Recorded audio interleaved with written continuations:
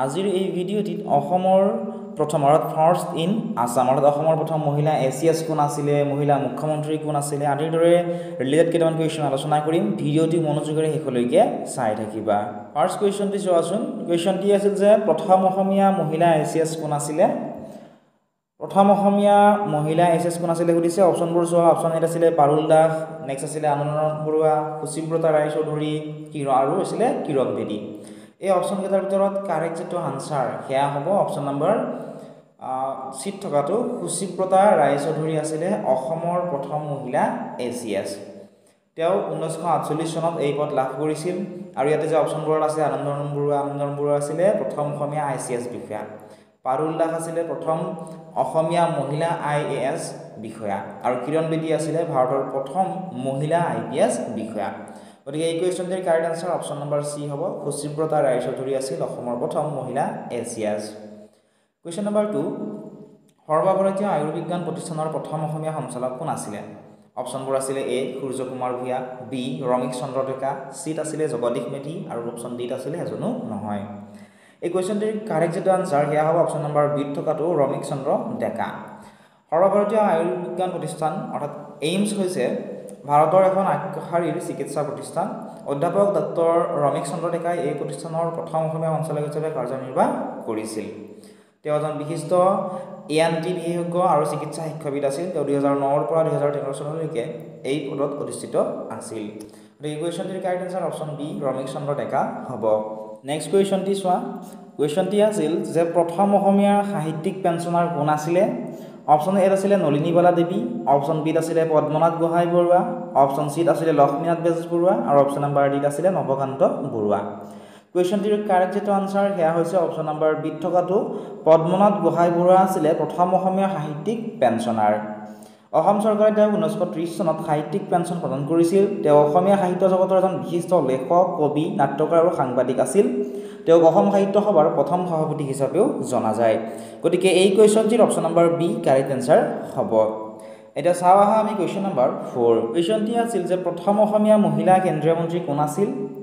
অপচনবোৰ চোৱা এই অপচনবোৰৰ ভিতৰত কাৰেক্ট আনসাৰ হ'ব অপচন নম্বৰ বি থকাটো ৰেণুকা দেৱী বৰকটকী আছিলে প্ৰথম অসমীয়া মহিলা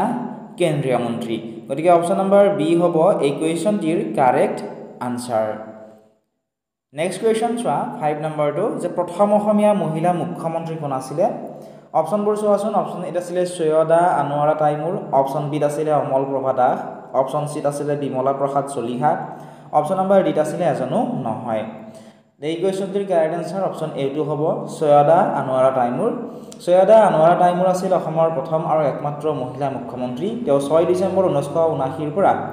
30 জুন 1981 লৈকে এই পদত অধিষ্ঠিত হৈছিল তেওঁ ভাৰতীয় জাতীয় কংগ্ৰেছ দলৰ সদস্য আছিল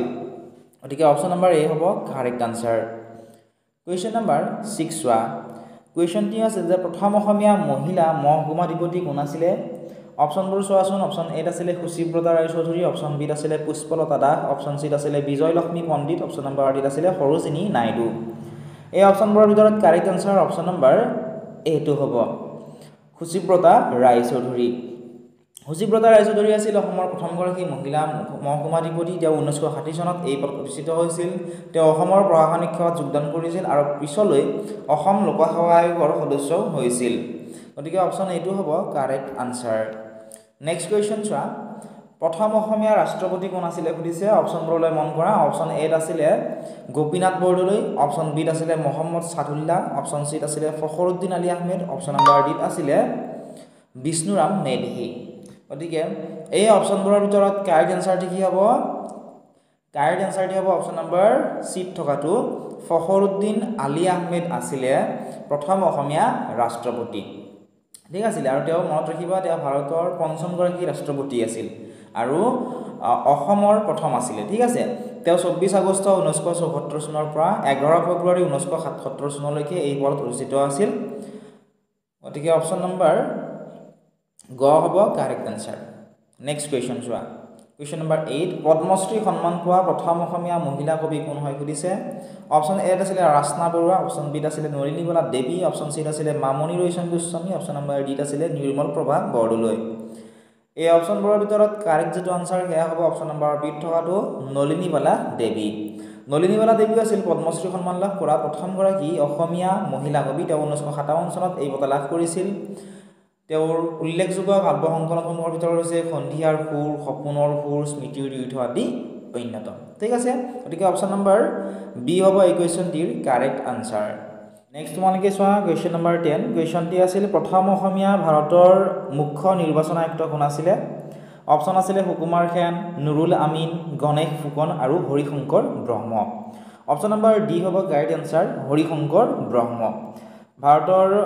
10ম মুখ্য নিৰ্বাচন আয়ুক্ত আছিল শ্ৰী হৰিশংকৰ ব্ৰহ্ম। তেওঁ আছিল ভাৰতৰ প্ৰথম নিৰ্বাচন আয়ুক্তৰ পদত অধিষ্ঠিত হোৱা প্ৰথম অসমীয়া ব্যক্তি। তেওঁ 2015 চনৰ জানুৱাৰী মাহৰ পৰা এপ্ৰিল মাহলৈকে এই পদত কাৰ্যনিৰ্বাহ কৰিছিল। গতিকে অপশ্যন ডি কাৰেক্ট আনসাৰ হ'ব। কুৱেশ্যন চোৱা তোমালোকে কুৱেশ্যন নম্বৰ 11। কুৱেশ্যনটি আছিল যে PhD ডিগ্ৰী লাভ কৰা প্ৰথম গৰাকী অসমীয়া মহিলা কোন আছিলে? অপশ্যন চোৱাচোন। অপশ্যন আছিলে তিলোত্তমা গগৈ আৰু কমলা ৰায়, আৰু এটা অপশ্যন আছিলে বোথ অৰ্থাৎ তিলোত্তমা গগৈ আৰু কমলা ৰায় দুজনে, আৰু এটা অপশ্যন আছিলে এনে অৰ্থাৎ এটাও নহয়। এই কুৱেশ্যনটিৰ আনসাৰ তোমালোকে আমাক কমেণ্ট ছেকশ্যনত জনাবা। লগতে সম্পূৰ্ণ ভিডিঅ'টি তোমালোকে আমাৰ এপত পাবা। এতিয়া ডেছক্ৰিপশ্যনত দিয়া লিংকত ক্লিক কৰি আমাৰ এপটো ডাউনলোড কৰি লোৱা।